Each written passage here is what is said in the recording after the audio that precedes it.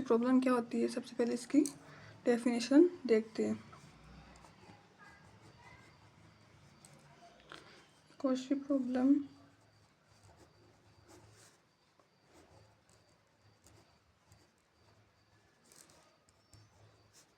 is to determine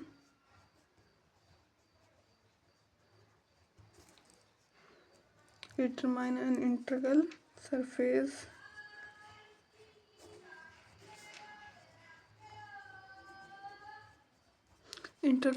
क्या होगा, z, उसमें कोई फंक्शन दिया होगा एक्स वाई, ठीक है, of the first order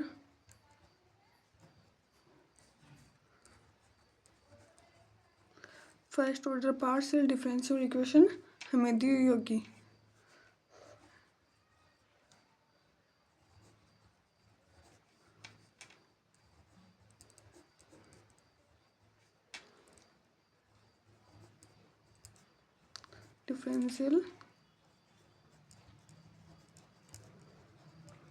partial differential equation क्या होगी, F function X Y Z P Q, ठीक है। एक हमें कौन सी प्रॉब्लम, डिटरमाइन इंटीग्रल सरफेस में दी होगी और उसका first order partial differential equation हमें क्वेश्चन में दी हुई होगी। अब हम देखते हैं इसका मेथड, क्वेश्चन सॉल्व करने का मेथड, ठीक है।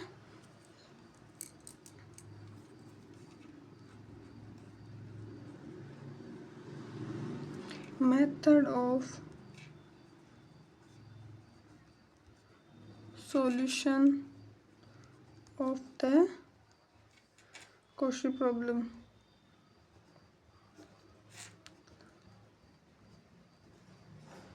क्वेश्चन कैसे सॉल्व करेंगे इसके ऊपर, ठीक है।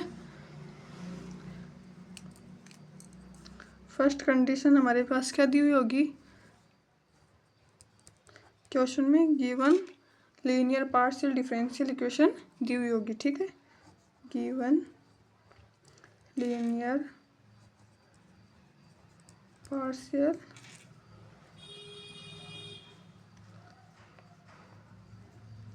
Differential equation,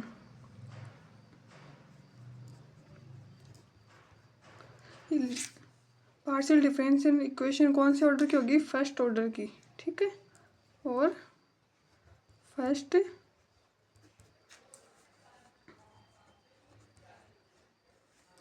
first order partial differential, अब मैं इसे शॉर्ट में लिख रही हूँ, ठीक है।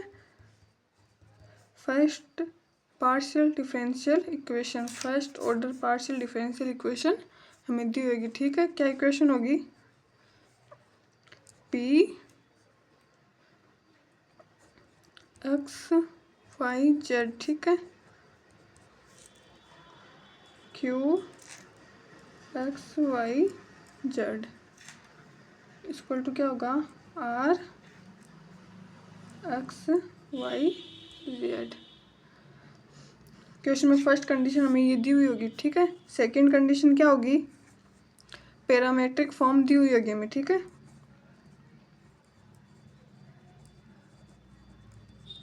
Parametric form x not 0 T और वाई का क्या होगा, वाई 0 टी, जेड की क्या होगी, जेड 0 टी। ये क्या है हमारे पास, टी पैरामेट्रिक फॉर्म है। क्वेश्चन में हमें पार्शियल डिफरेंशियल इक्वेशन दी हुई होगी, पैरामेट्रिक फॉर्म दिया होगा, फिर हमें उसका सॉल्यूशन करना है, जनरल सॉल्यूशन, ठीक है। जनरल सॉल्यूशन एज्यूम करते हैं हम, क्या होगा, D X P X Y Z Q D Y Q X Y Z D Z R X Y Z. इसके उसमें हमें क्या लेट करना है, डी सिग्मा हमें मानना है, ठीक है। जनरल सॉल्यूशन करने के बाद हमें क्या करना होगा, क्वेश्चन में हमें जो पैरामेट्रिक फॉर्म दी होगी ना, उसका यूज़ करना होगा। क्या करना होगा, पुट एक्स दिया होगा, उसका पैरामेट्रिक फॉर्म लिखनी होगी, x0 t और सिग्मा क्या मानना होगा हमें 0। ऐसे put y0 t and sigma 0, put z की पैरामेट्रिक फॉर्म z0 t और सिग्मा क्या लेना होगा हमें 0। ठीक है, फिर इसका रिजल्ट किस में आएगा, x equal to sigma T. ठीक है, और ऐसे y का आएगा y सिग्मा टी और z का आएगा z सिग्मा टी। वो आगे रिजल्ट हम देखते हैं। अब हम इसके रिजल्ट देखते हैं। ठीक है, x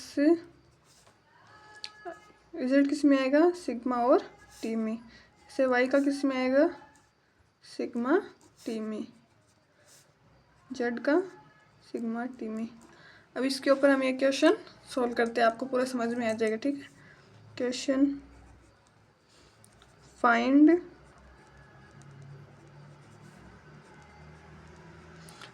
the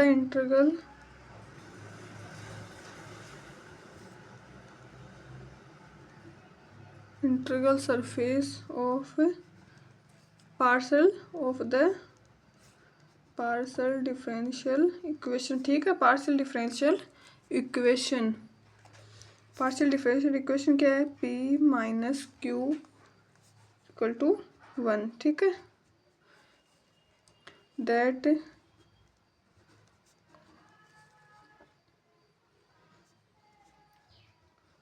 passes through the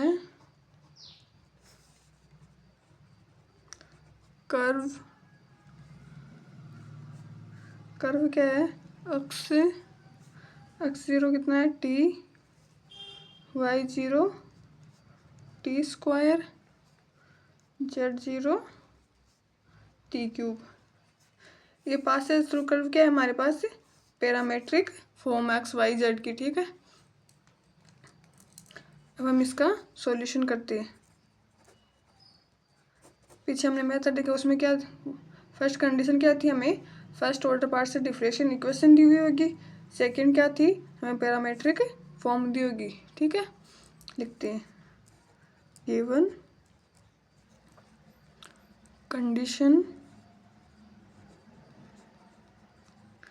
given condition of partial differential equation. Partial differential equation क्या है, p minus Q equal to 1। इस इक्वेशन देंगे 1, और हमें क्या गिवन है, parametric form. And given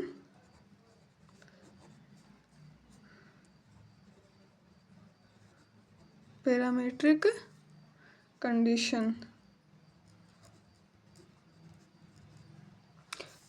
condition क्या है, x0 equal to T, y0 equal to T square, z0 equal to T cube. अब हमें इसका ये इक्वेशन सेकेंड, थर्ड कंडीशन हमें क्या थी, इसका जनरल सॉल्यूशन करना। ठीक है, now we using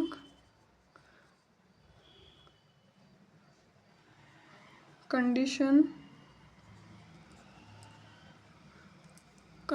of general GENERAL। ठीक है, general method of solution. General method of solution क्या है, dx इक्वल टू क्या दिया हुआ था, p x y z।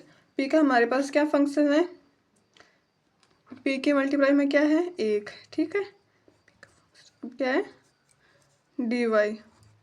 y का क्या फंक्शन है, माइनस का 1, डी जेड का क्या है प्लस का 1 और इसके इक्वल टू में हमें क्या लेट करना है डी सिग्मा, ठीक है लेट। अब हमें क्या करना है डी एक्स अपॉन 1 को हम किसके बराबर करेंगे डी सिग्मा के, ठीक है D X to 1 D sigma, ठीक है। इसको इधर मल्टीप्लाई किया तो क्या आएगा D X equal to D sigma. अब हम इंटीग्रेशन करेंगे हम इसका, तो डी एक्स का क्या होगा एक्स और डी सिग्मा का सिग्मा और प्लस में एक कांस्टेंट, ठीक है कांस्टेंट क्या लेते हैं C1, ठीक है। इसी तरह हम देखते हैं डी वाई का, ठीक डी वाई माइनस का 1 डी सिग्मा, ये कितना होगा D Y minus D sigma. इसका इंटीग्रेशन करेंगे तो y माइनस सिग्मा कांस्टेंट क्या हो गया यहाँ पर C1 है तो यहाँ पर क्या लेंगे C2। अब z का देखते हैं D Z upon 1 D sigma, integration करेंगे इसके पहले इसको इधर मल्टीप्लाई कर दो तो क्या आएगा D Z equal to D sigma. Integration D Z का क्या होगा जेड और डी सिग्मा का सिग्मा और कांस्टेंट क्या होगा C2 हो गया, तो अब यहाँ पर क्या लेंगे C3।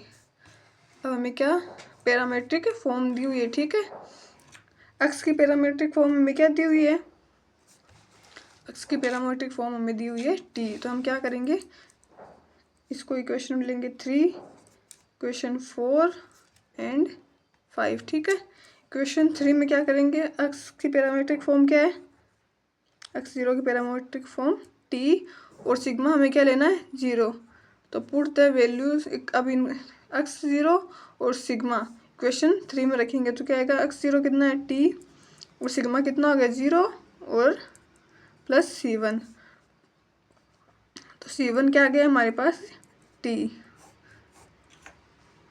अब हम क्या करेंगे